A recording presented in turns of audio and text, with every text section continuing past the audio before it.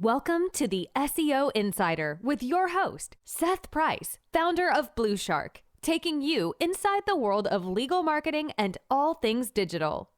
We're thrilled to have Kye Duncan here, EVP at LeadingResponse. Welcome, Kye. Thank you, Seth. Glad to be here. We spent a lot of time geeking out on, agency side, PPC, SEO. Your group at LeadingResponse is sort of one of the juggernauts in the lead gen space. Talk to us a little bit just about that space and sort of how you guys fit in. Sure. I always think of it as we're an unbranded agency. So we have our own properties that we promote and then sell leads to attorneys nationwide from those properties. So it's similar to how an agency works. We're just promoting our own products and our own websites. So I think it's a nice supplement to any law firm if they have their own agency managing their own branded campaigns.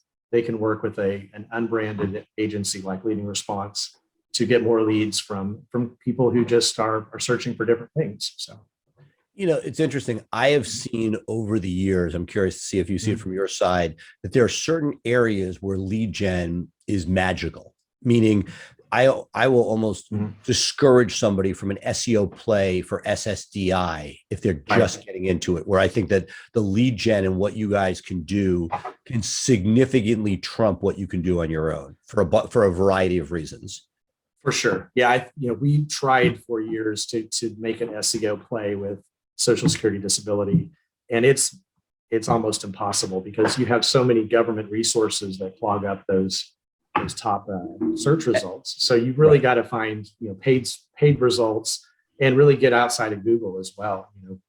Social's really effective on SSD. So finding a partner who knows how to target people effectively, get people into your funnel for SSD. It works really well with lead gen in particular. There's similar. Let's look at like a mass tort world where there are plenty of people who can optimize for it if it's an early tort. But again, the volume that's needed that you guys produce. The flip side, and I'm just curious, your thoughts would be, for instance, like criminal defense is one of those ones that I've always seen lead gen have a harder time with, in the sense that when the fee for service space where somebody's actually putting down money, I've seen it more challenging because a higher percentage of people who are savvy enough to have made the money to spend may not fall into one of those funnels, but might be looking for the direct end user that's going to help them. Yeah, you're exactly right. I think, contingency fee based legal practice areas do really well with lead gen and also just, paid search in general, because consumers, they're looking for help. They may not have money to hire an attorney, but if they can get help and then have the contingency fee based arrangement to pay the fees, it works great. Criminal defense, DUI, divorce, those are a lot more difficult. They're usually a lot more geo specific. You're not able to, criminal defense lawyer is usually just in one market. They're not going to cover an entire state or multi-state situation. So I think I would agree with you. You need to steer those firms more towards SEO, branded search, things that can really build their profile. And lead gen is more difficult there.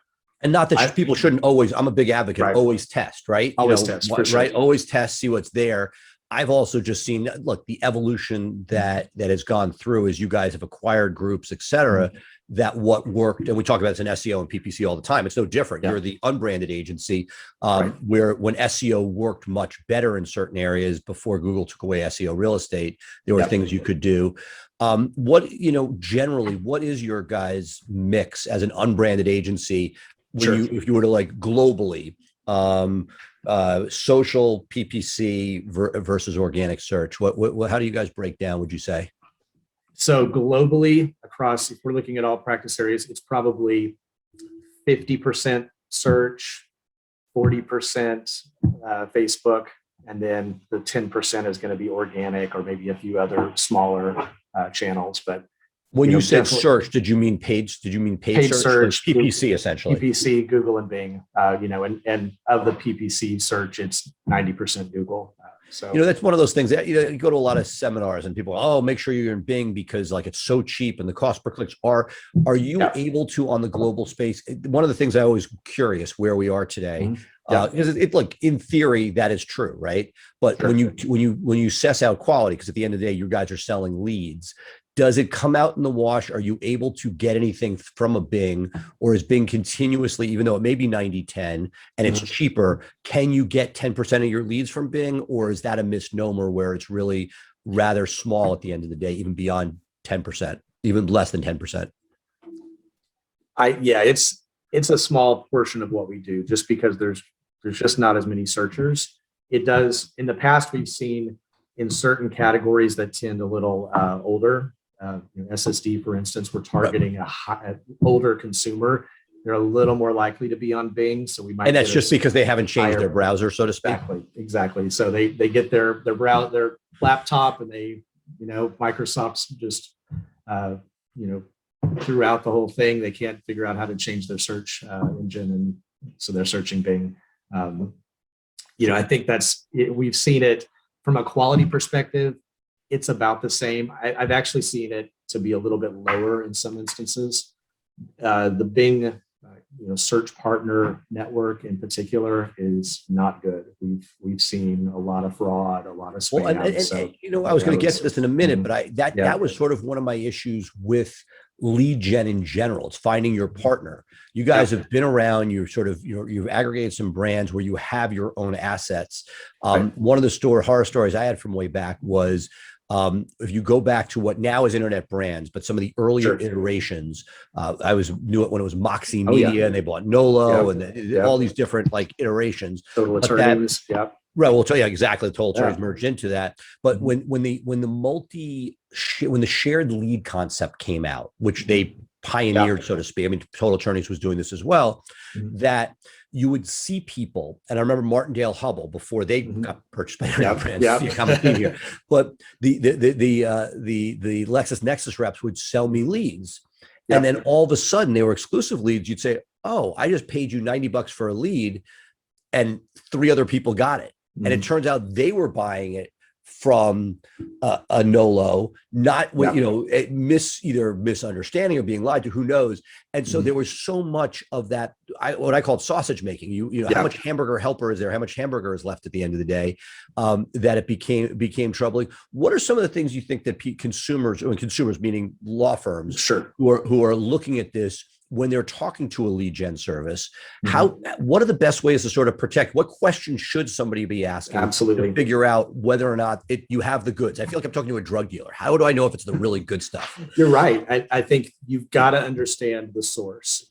Ask for what website are these leads coming from? How are you promoting it? Is it paid search? Is it Facebook? Is it affiliate sources? Whatever.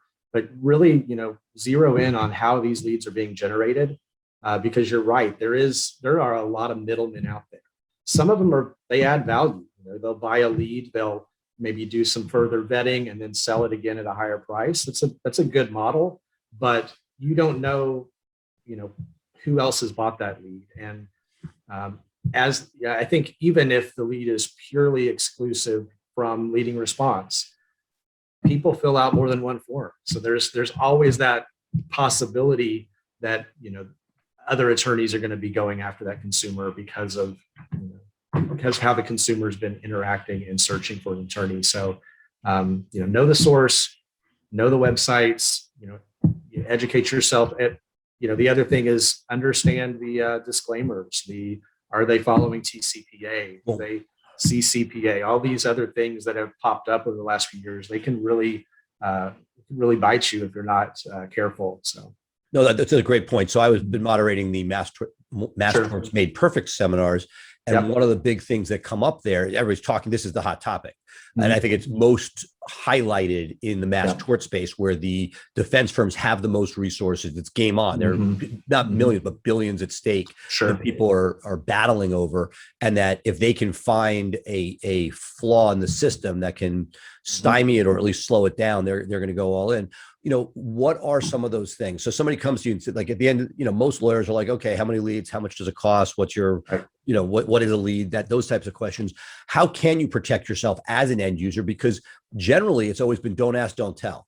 Just get me the leads, the odds of me being connected back to that original source. And frankly, often as a lawyer, you didn't want to know it. That's sort of burying your head in the sand. I mean, there are some serious repercussions now. Has that in a way made they're now with less players in the space, particularly outside of the mass tort space, but there are lesser number of large players. In one sense, at least there's something to protect you, because if you go to a fly-by-night shop and they do something wrong, you're left there naked. Not that you wouldn't be normally, but you guys have a lot to lose. You guys have aggregated a lot of different groups. You're not sitting there. You're not judgment proof. And so to me, that's always like, I always talk to somebody when I need work done on anything, whether it be an employee at the office. Oh, I have a friend who could, here's a favor. I'm like, I don't want a favor. I want somebody I can quote unquote yell at, or in the case, have a bucket of money. If I get turned on, where is it coming from? Talk to me a little bit about that piece, because again, most lawyers are simply thinking about how much does it cost, will it convert, et cetera. But there's a whole second ugly side of this that you guys have an entire team, is my guess, working on compliance, et cetera. And most people are just blissfully unaware of all of what you're doing behind the scenes. Absolutely. I think that one thing that we are in the process of implementing across all of our web properties is the trusted form Cert ID. It's Active Prospect. I think they've done a great job kind of building out that product. There's some other players that do something similar, but this is really for the end buyer. This is your proof that the lead came through. They saw my disclaimer. They agreed to it. It's basically giving them proof that the form came through your site with the proper disclaimer. Correct. So God forbid, if something happens, you're not going to get that gotcha moment. If that consumer, you call them and they say, yeah, I'm on the do not call list, or why are you texting me? Now you've got the proof. Someone from your IP address entered your information, your phone number. They agreed to this TCPA disclaimer, any of the other disclaimers. That's why I'm contacting you. So, people, will sue for anything. And so it's not 100% guarantee, but this is, in my mind, for an end buyer, an attorney, you want to make sure that this is available. And that if anything ever did pop up, you've got the proof that, I did everything right.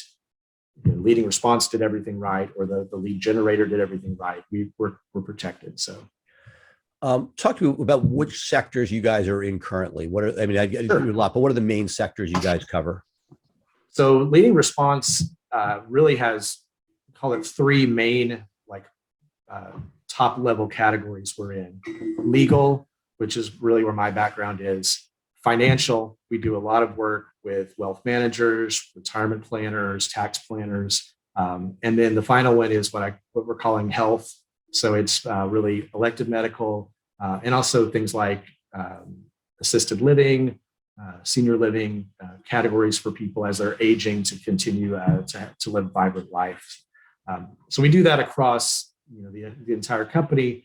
Legal is where we're the strongest in digital. Well, let's talk about legal. Break down legal for me. How Absolutely. As a sort of general buckets percentage wise, where is the emphasis? 'Cause again, some of the stuff you acquired were like juggernauts in the SSDI space. That's sort of how I was most familiar with you guys. Is that still a lion's share of what you guys are doing? It's a big portion, but the SSDI category itself has really started. It's really been shrinking for 7 or 8 years. Fewer and fewer people are applying and being approved. So that market's really constricted. It's still a good portion of what we do, but not. You're well aware that's at not. One time it was probably 75% of the business. It's not. Wow. Really, now we're really strong in injury law, auto accidents for sure, workers' comp, nursing abuse, personal injury, anything related to kind of single event injuries. And then the other big categories, mass tort, any of those products, drugs, anything related to a mass tort, we're very successful and very aggressive going after those. I was curious because you guys spend a heck of a lot probably between Facebook and Google per year. Any stuff that you guys get to see or access to as one of those? Your stuff is aggregated. It's not like you're an agency representing people. You guys come with significant funds. What are some of the cool sort of insights that you guys have get to see over the years as far as that? Or, because I've always, as an end user, been underwhelmed by the level of support that you theoretically get with higher spend. And I just feel like you guys must be in a order of magnitude beyond most law firms, even marketing companies. Curious to see what you guys see from that perspective. So it's interesting, before LeadingResponse, I was the CEO of LeadRival. We were acquired at the end of 2019. LeadRival was really big with search. We were a premier Google partner. We got access to betas. We got some really cool stuff. We did they gave us access to a lead form test at one point that they were running, which was pretty interesting. The LeadingResponse, they were really strong with Facebook. So they were a Facebook premier partner, whatever Facebook calls it. Honestly, Facebook, you don't get a lot. You get a rep that, a dedicated person that will talk to you, but it's honestly, Google really does a lot better. And they built that team, because I know when I first got a rep, I was so excited. I was like, oh my God, I got a rep, and they were terrible. It was they were almost malpractice. It was out of their Austin's group, and people were like complete jokers. Obviously, they've gotten it together. I don't know if have you ever been out to their Torrey Pines events? I have not. No, some of our team members it just they clearly know how, and it's the people they have surrounded themselves with are so bright, and so people that anywhere else would be running a company, they'd be in one of our positions instead as like a rep there. And so it is amazing, but it's great to sort of feel important. But the question is, can they help you get those additional margins? Because it becomes a margin game over time, right? And it's really a question of how can you get that extra couple percent out of spend? You're right. And I think while Google is really good about helping agencies, they consider us an agency, even though we're not technically a traditional agency. They view us as an agency. We have 3 different account reps that we meet with on a monthly basis, and then someone who's there to really kind of keep us in the loop with new things. Even though they're good about that, the end game is kind of to go direct to the advertiser. You see things like local service ads, the changes they've made to keywords, making it much easier for an advertiser to target the right keywords. I think they're moving in directions where you really don't even need keywords. It's more topic based and intent based, just because they know so much about their users. So my thinking is in 5 to 10 years, maybe agencies really don't have a place at the table anymore, because they've more and more have been pushed out. Well, I think you maybe, as I said, the news of the demise may be a little bit premature. Sure, but who knows? But along those lines, there are a bunch of changes coming that are affecting things. Have LSAs affected you guys in any meaningful way? Yes and no. I think we've certainly. It's hard to know how much impact LSAs have had versus COVID. In our injury categories, people stopped driving. People stopped working. So we saw a contraction from just the search volume around that. But at the same time, LSAs are being rolled out. And so I think obviously they won't affect Facebook, but we did a study that got picked up by Search Engine Land. I presented at PubCon last session, and what we saw, again, this is now several months old, but our case study showed that the LSAs were cannibalizing the PPC, which would affect the lead gens, somewhat. Versus I was expecting it to devastate organic, which it really doesn't seem to have been as much. They've been screwing around with these 2-packs and other things, but that so far. But I also am well aware that as the cost of those LSAs goes up, they seem to be playing around with it. It doesn't seem that they're finished with that piece. But you're just curious, keep circle back with us. I'm curious to know what happens there. The thing that I think will most affect you guys, both Facebook and Google, is the retargeting questions. Right. And that's how are you guys dealing with that? Because that was a topic on the MTMP where a lot of people have already changed their policies for Facebook, knowing that that's about to happen. But it sounds like Facebook is almost handing you workarounds. They are. Certainly, they've updated their conversion tracking pixels to give you different options around that. We don't really rely on a lot of retargeting, so I think that's a good thing for us. With Google, because we're in kind of health-related categories, we're not approved to run remarketing there, so it doesn't. You're already persona non grata there, so it's exactly. Facebook, it's a little different, and I am a little concerned about our targeting options, and because I know many of those will be going away. But this is they make it less efficient. But yeah, this was sort of my back and forth with some of the senior Facebooky people during the MTMP talks, which were okay. They're taking away retargeting, but in certain areas, retargeting is essential. I would say, like in a trust and estates practice or family law, you may not decide you want to get divorced today. You may be thinking about it. Same with getting a will. Nobody wants to write a will. It may take you 17 touches before you do that. Whereas in the mass tort space, when you put an ad out, people don't, the reason why social is so powerful is they don't know there's even potential for money, and they're going to immediately take action, in which case you have their information and they're in your system, as opposed to, hey, let me think about it and come back. That's more so that the fact, and you alluded to this, that if you're able to give back to Facebook what a win is for you, this is our avatar, rather than spending money retargeting people that are just clicking on things, that your ability may, in fact, in that case, not really lose much steam. I'm more concerned on the Google side with the Chrome changes coming up about what's going to happen there. For myself in my own world, it's something, it's not going to be devastating, but it's definitely, we spend so much time, effort, and money to get people to a landing page. You really want to be able to make sure you squeeze all the juice out of it.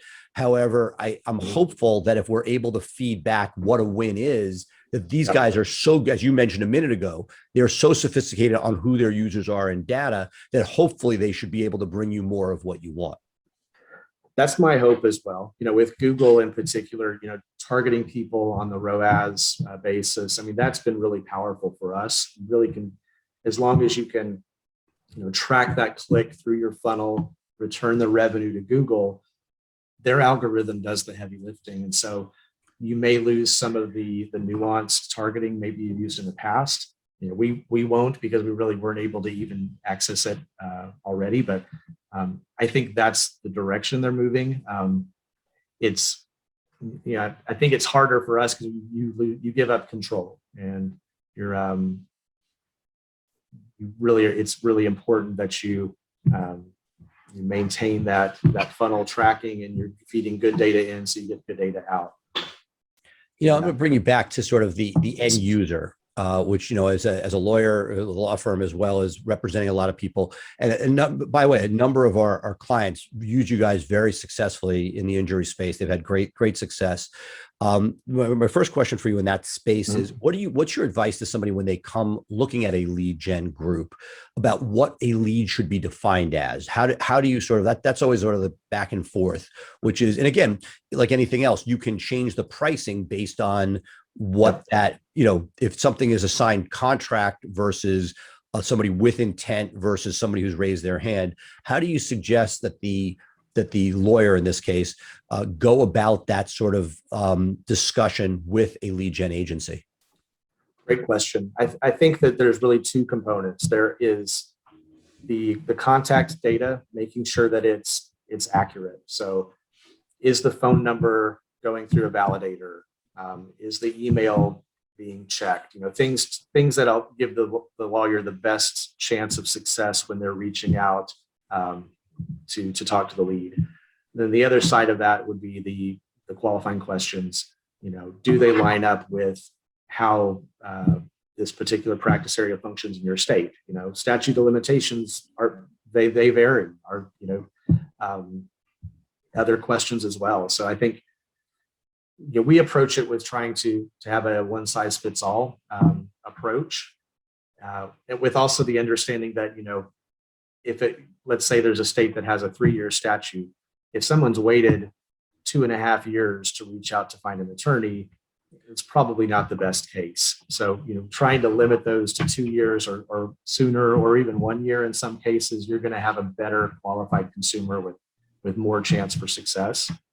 And really, at the end of the day, it's how many leads do I have to buy to get a case? And if it's 5 leads for 1 case, that's a great ratio. And I think most attorneys can make that work. If you buy 20 leads and you only get 1 case, well, I don't know if that's the best arrangement. So let's revisit how we're targeting the leads, how successful you are at contacting them, and what are the qualifying questions. Does that make sense?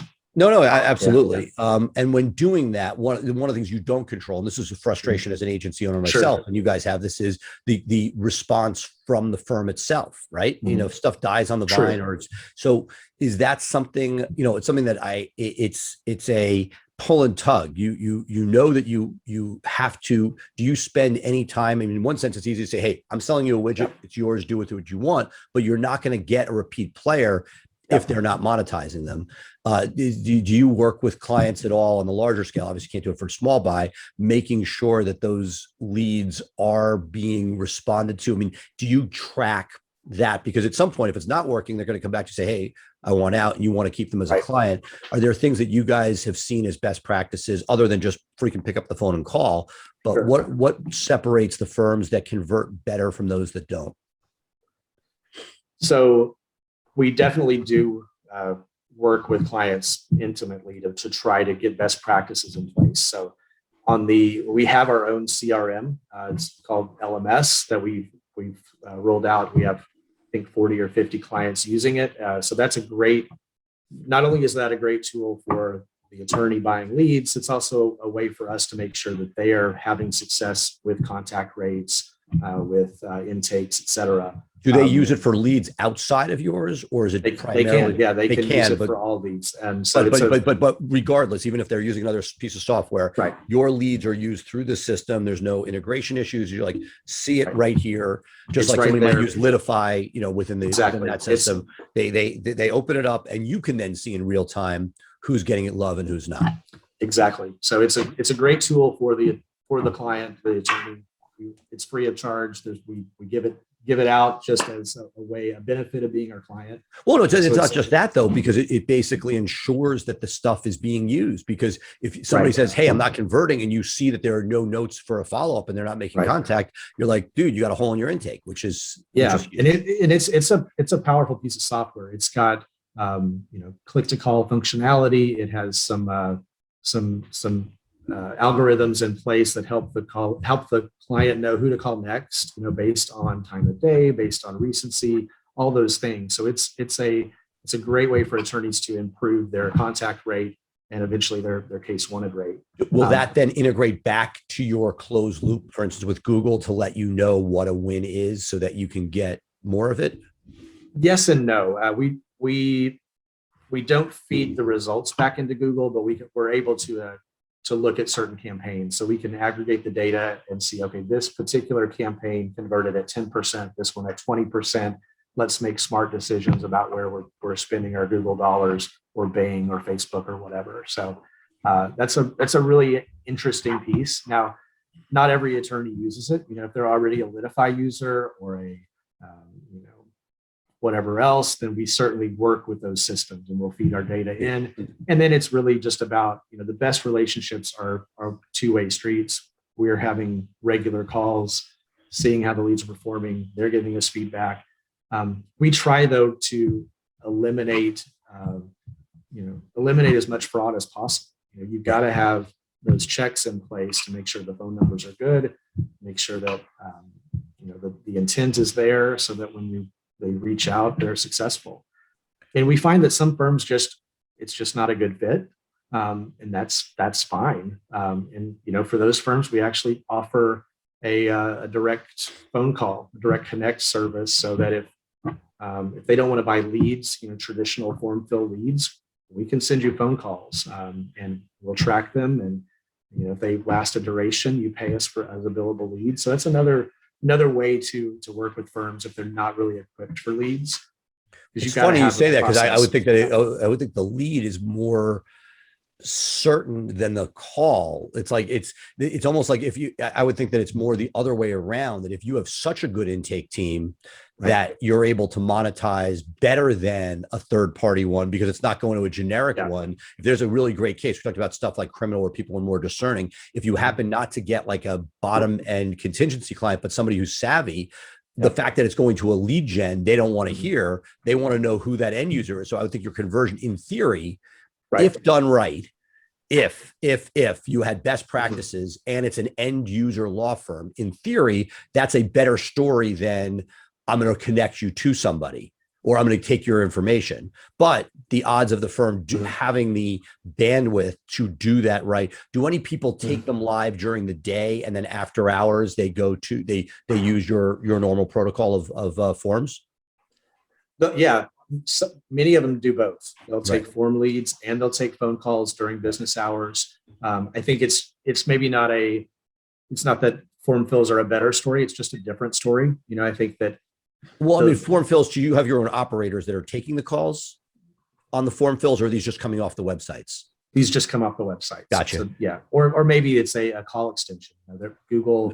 Right. But it's not like you're. But are you then on the other ones? Are you calling people back to sort of check in with them once the form is there before it gets to the law firm? No. You're just taking the form, but you're making sure, because I've heard these horror stories in the mass tort space, that it's not some guy in India making stuff up and then selling you a bill of goods. Absolutely. These phone numbers are being checked, et cetera.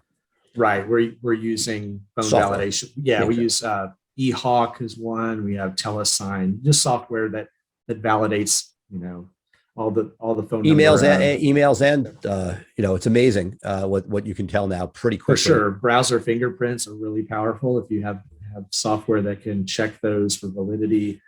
We restrict our traffic to US only, because, you know, it's if someone's in, you said, in India, why are they filling out our form? They shouldn't be. Well, and statistically, could you possibly miss that one case because somebody in India is going? Yes, possible, but statistically, it's just ripe with peril, and it's absolutely frustrating. No, I get it. Like paid search, making sure that you're restricting out. You know, you may lose stuff, but we've always played back and forth ourselves in the paid search game between you want the out of state person who's calling for somebody in state. That's very valuable. But I, over the years, back and forth, I haven't looked at this in a while. I should probably look at it again. We often looked at where are the lead gen companies that are trying to, or the people, the scorpions, the people trying to sell you services. I very often block California, Arizona, Florida. I may lose some cases, but I know that so much of the sales reps that are trying to sell into me are coming from there. I just don't want to deal with it. Now, in theory, I should have software that blocks that anyway. But we both know that it's, you know, people working from home right now, it's not the same. So if I know that those ripe areas are hotbeds of people clicking on my stuff and not monetizing. But I'll conclude with something that I sort of curious about. What have you learned about geography and monetization? You know, I my three jurisdictions locally, DC, Maryland, Virginia, all have contrib. And I have noticed that it takes me more leads to get a case than somebody in Florida, where the laws may be better and you have PIP and you have things like that where you can monetize less. Do you guys have an idea of, now that you've done it for a while, it's not one law firm, are there areas and states that are, you know, that you can convert at a higher ratio than others? Are there, or like, for instance, I just spent the winter in Florida. People drive a lot faster in Florida. We have reckless driving in Virginia at 81 miles an hour. At 90 in Florida, you can get passed regularly. You know, so that the average speed in our area might be 70, whereas the average speed in Florida might be 85. Do you see any statistical difference, which means the accidents are going to be more significant? Do you see any statistical significance state by state? Can you sort of, like, if you were to be able to publish a report, do you know, like, if you were to sort of say, hey, this is where you should go practice PI law, what states do you see great returns? And are there any states that you see stuff not converting nearly as well? Great question. I think that I'll start with SSDI and bankruptcy. These are two that I probably got the longest history with. we've always seen that California is the lowest converting state for both. And I think it really goes down to competition. There's a lot of population there, but there's a lot of attorneys. And so for whatever reason, there may be a billboard for SSDI in California where there's not in Wyoming. Nobody cares. Exactly. And I think too, it may be that what attorneys would accept as a case there maybe is much more stringent than they would say in like Oklahoma or something. Their cost of employees is higher. They don't want to deal with the bottom tier cases. They can't. So I think there's some of that. I think in the injury space, it's less so. I haven't noticed as much. It's typically more geared towards what are the state laws. Ohio, for instance, doesn't have great limits. It's a harder state for an attorney to make money as an injury attorney. So as a result, there are fewer good cases that they want to take on. So that, I think those state law nuances. Right. But that could be that'd be a cool study. And then frankly, the idea that you could this is what I've always wanted was an adjustment on the cost, assuming that your cost allowed it. But that if it allowed it, that like there may be places that you're leaving money on the table, and there may be places where you're squeezing people beyond the point where they would be viably profitable, if that makes sense. I've always thought that lead companies that come out with one cost nationwide, usually it's based on supply and demand, which makes sense, right? If you're sold out, you don't need to lower your price. You become Google, but that there's something to that monetization. It may just be up. It may be like, here's my floor, and there's more money to be made. And hopefully we get a percentage kickback for this genius idea. But that it really seems to me that there are areas that are more that just convert, and also the geography, as you mentioned before.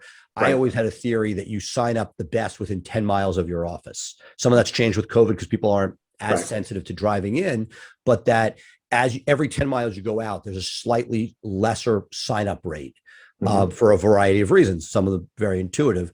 And that as you get to rural areas, that it's harder in that you just it may not be, as you look at the minimum value of a case, knowing that statistically you're going to have to go to trial at a certain number, you may push your minimum value up when it's further away. And that especially, and the sort of desire that people have to own a state with you guys versus just their little metro. Yeah, and so it makes me think of two states in particular for auto accident: Colorado and Arizona. You've got relatively big states with one major population center, and in both of those states, we've had a lot of success going to our local attorney, running the numbers. How have the leads converted? What's your cost per case? What's your target cost per case? Okay, great. It looks like you're $500 under your target. Let's do an experiment. If we take your lead price from A to B, how many more leads can we get? And can you outrun that increase in your cost per case just with more cases? And it's been very successful. We've been able to go in, raise prices, in both instances, double lead volume. And but you need to raise the price. You had to raise the price to get the volume up. Exactly. When you go to advertise on some of these keywords, auto accident attorney, you can spend $100 a click on that. It's a very high value keyword. I get that concept. To play in that, you've got to be able to have that conversion and that end buyer who's willing to play the game. And if it backs out for him, now we've been able to move up, maybe we're second or third for that keyword in Google. We're getting a lot more traffic, a lot more qualified traffic. It's a good deal. So those are those nuances that I think it kind of speaks to what you were talking about earlier. If we had some sort of premium or discount based on the viability of the state, that's how we've approached it. It's really with relationships and maximizing the value for the attorney so that they can really dominate that market with our ads. Well, Kye, thank you so much. Very informative, and a whole other side of the world that it's always good to see how the other half lives. Absolutely. I really enjoyed it. It's been a pleasure. I've always admired and respected you, Seth, and really like what you've done with BluShark. So it's really, really happy to contribute here. Thank you so much. You're We'll welcome. catch up again soon. All right. Bye. Thank you for tuning in to the SEO Insider with Seth Price. Be sure to check back next week for fresh insights into building your brand's online presence. Episodes are available to stream directly on BluShark Digital's website.